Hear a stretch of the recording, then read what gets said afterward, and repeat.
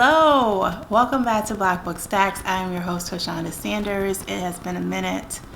I am toward the end of a semester of teaching and grading and trying to read, but being tired and not really reading as much. So that is what the holdup has been. I thought I would do a November wrap up, sort of, since there are some books on this list that I haven't actually wrapped up yet, but that's okay. I'm almost done. I'll be done by the time November's over and you see this. So there's that. And then also just do a look ahead.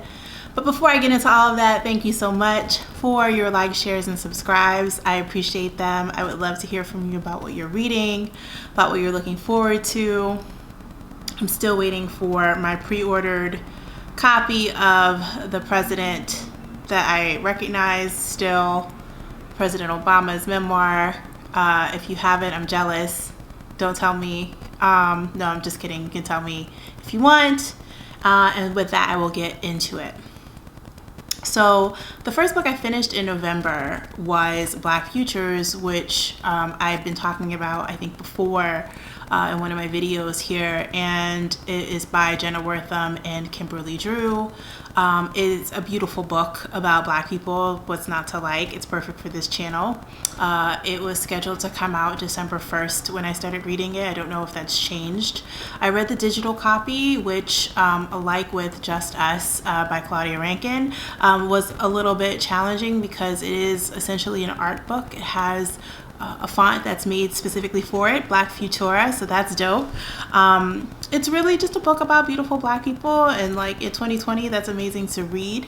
So shout out to our digital vision. There's a nod to Black Planet in there, which took me all the way back to the days in the early aughts when I was on Black Planet. What? I don't even remember my login. But I know there may be some of you who actually do. And I appreciate you for that, I think. I'm sure. I think I do. I do. I appreciate you if you remember your login. There are several amazing essays. They're multinational, multicultural looks at the African diaspora. So I really love that. I'm just a fan of Wesley Morris. And he has an amazing essay in Black Futures that's about the experience essentially of looking at the portraits of the Obamas and at the National Gallery. The selection of who was included and who was excluded at times felt a little bit arbitrary. I was happy to see Nicole Hannah-Jones there, but I'm not sure the Black Genius joint was for the collective. It felt like seeing pics out of somebody's party that you weren't invited to. It's like no shade, but it just felt a little bit out of place compared to all of the other important curation of our artistic and ephemeral selves that were reflected in the book. So it's definitely a good book for your artsy folks and perfect for the gift giving season. So I highly recommend it. So there's some other books that are not by Black authors that I also finished, and so I thought I'd include those here because, you know, why not? I'm Black, so it counts, I guess. But I finished The Cold Millions by Jess Walter, and that came out earlier this fall. It was one of the anticipated ones for the year, for the fall. And if you'll remember, Jess Walters also wrote Beautiful Ruins. I'm including it, all jokes aside, because I was recently reading a copy of The New Yorker that talked about some of the white nationalist counter-protests and Antifa and all that other stuff that I probably shouldn't mention on YouTube because of the algorithms, but whatever. And I've been curious about the origins of protest in the Pacific Northwest, and this is sort of in that vein. I only recently learned that Oregon was one of the states in the U.S., one of the only states in the U.S. that made it explicitly illegal for Black people to live there. Good to know. Never really went to live in Oregon anyway, so it's fine. But anyway, this is The Cold Millions is the historical fiction that features historical figures like Elizabeth Gurley Flynn and the International Workers Union. It's also the story of two brothers who are very unalike, and it's really a fun, sweeping read if you're looking for something like that to get into. I most recently finished binge watching The Queen's Gambit, and now I'm getting into The Crown, which is, I just have to draw it out because otherwise I'll just forget all of the other deadlines that I have and just go full throttle, and I don't need that in my life right now. But if you're looking for a book that can help get you, sort of get that long, epic, winding, fix, then that's the thing for you. It does not disappoint. The other short story collection I read that's completely unrelated to Blackness in any way is To Be a Man by Nicole Krauss, who is also the author of A History of Love and some other amazing books. It's another heralded collection of short stories from this year that I loved. I couldn't not finish it. There's a lot of Jewish culture that's sort of embedded in it, and also like kind of women who are breaking these taboos around speaking frankly about desire and sex. And so it is about masculinity and what defines masculinity, but essentially it's also about what makes a woman, like, what does it mean to be feminine, and how do these characters defy those notions and those categorizations. Really well done. Okay, so those are my digital finishes in November. I have some printed versions of books that I am in the midst of reading and want to read here shortly that are also, I guess, just part of my ever-growing to-be-read list in December. Among them is A Song Below Water by Bethany Morrow. This is published by Tortine. I believe it came out in the summer. I definitely pre-ordered it in the summer.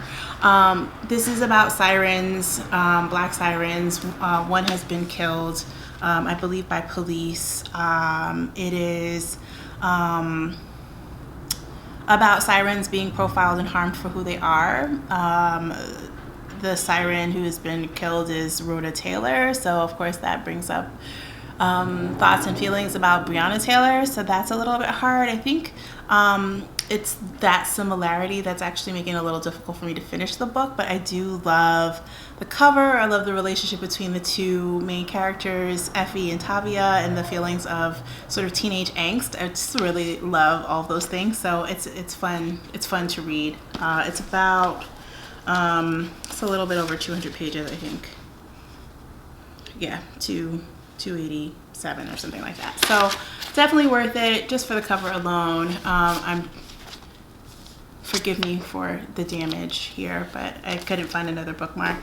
This probably means that you have a book addiction, is when you have that problem. I did have one more digital book that I am still in the midst of reading. It is The Awkward Black Man by Walter Mosley. Shout out to Imaginary Sugar Daddy, Walter Mosley. That's a long story. Being awarded the Lifetime Achievement Award by the National Book Foundation, so deserved. My story about Walter Mosley is that I met him once at a book event, and he was smoking a cigarette, and I just was like in awe of like his swag. He's so much older than me, but I'm like, you are just such a great writer, and he's so cool, you know what I mean? So I was just like, oh yeah, like, maybe in another world, like that would have been, like one of my days, but he doesn't know that. I've run into him again since then, and I still acted a fool, kind of, but like with restraint, because I'm me.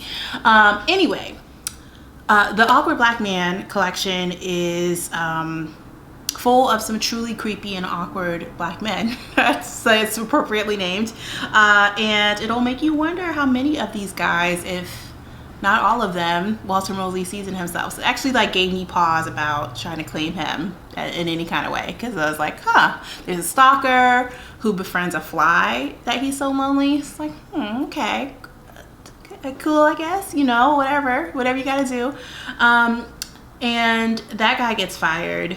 There's another man whose friend is murdered, and he resembles the friend. And so the story is essentially how he attempts to redefine himself, both in these unexpected and expected ways after his friend's passing. And really, like, they're just all these thoughtful and endearing characters in this ensemble. So it's a pretty unforgettable collection. I'm savoring it. I'm maybe 70% of the way done, according to Kindle, my Kindle app. So maybe I'll be done in January or December, something like that. I'm hoping to be done by the end of December. This book, The Color of Law, is a little bit older. It's by Richard Rothstein, and I think it came out in 2019, I want to say. 2017. Whew, sense of time really is getting away from me. But this is about sort of, the subtitle is A Forgotten History of How Our Government Segregated America. So it is an infuriating read about the extent to which the government has benefited and essentially enshrined segregation laws into the very fabric of how we do business as it relates to real estate in our country. And after reading Cast, I was thinking about the books I have on my shelf that dive deeper into American history, especially as it relates to segregation. And I remembered this one. It's infuriating, of course, how long the government has benefited from segregation. And I'm at the part of the book where he is talking about explicit deeds and covenants for property that excluded owners from selling or renting to Black people. So, nice. Really well done, America. What a crap show. Okay. On my to be read list. Drumroll. I am currently making my way slowly through A Universe of Wishes. It'll be published by Random House, I believe, either in December or January. It is coming. It is edited by Dhonielle, Clayton, author of The Bells, and fantastic author. It is diverse magic, which is really fun to read. The title story is epic. It's beautiful. It felt too short. I think it's by Tara Sim. And it sounds so fantastical when you think about A Universe of Wishes, and it's going to be corny. And I mean, maybe that's just me who thinks that. But it's like, oh, Universe of Wishes. But when I read it, I was like, oh, this is like, it really completely changed the way that I thought about what you wish for. It's what the best fiction's supposed to do, and it's short, so it was really lovely. So I'm looking forward to the rest of that collection. I also have Kwame Alexander's poem on race and hope, Light for the World to See. This is just a beautiful book, and it is published by Houghton Mifflin Harcourt. Ooh, you can't say that 3 times fast, I bet. It came out in November, so really nice, slim volume. The author and publisher have made donations to the Equal Justice Initiative. And yeah, that looks like it's going to be a good one to look at. I have started to read The Kindest Lie by Nancy Johnson. This comes out in February. And I have not made it that far through this one. It opens essentially looking at the election of Barack Obama, and I think because we just went through an election, it was hard for me to kind of get into that. So I'm definitely going to try to revisit, however. I am also reading this beautiful novel, The Prophets by Robert Jones Jr., who is also known as Son of Baldwin on the social media, as we the olds call it, the social media. This is about 2 men enslaved in the Deep South who are in love. And it has such beautiful language in it about their relationship and how they transcend and overcome the dehumanization of bondage. So that's been fun to read. The fun is a word that you can ascribe to something like that, to those emotions, but it comes out January 5th, and it is published by Penguin Random House, J.P. Putnam's Sons, which is an imprint of Penguin Random House. I am also really looking forward to digging into The Three Mothers, and this is about the mothers of Martin Luther King, James Baldwin, and Malcolm X. The author, Anna Malaika Tubbs, has done a fantastic job of talking about her relationship to motherhood as she began to investigate the lives of these important mothers that often are not really given their just due, and very few people know about their lives because their lives just haven't been talked about. So I'm very much looking forward to that. And one more digital book that I'm looking forward to reading soon is Rebel Sisters by someone with a last name I know I'm gonna butcher, but you can look it up. Tochi is the last name. I'm going to say more about that when I have the actual name that I can pronounce correctly. But that is what I have for you for now. Thank you so much again for watching, for your patience. I'd love to know how you're going to close out the year, what your best book or best reads were for 2020, if you want to share that, if you're into it.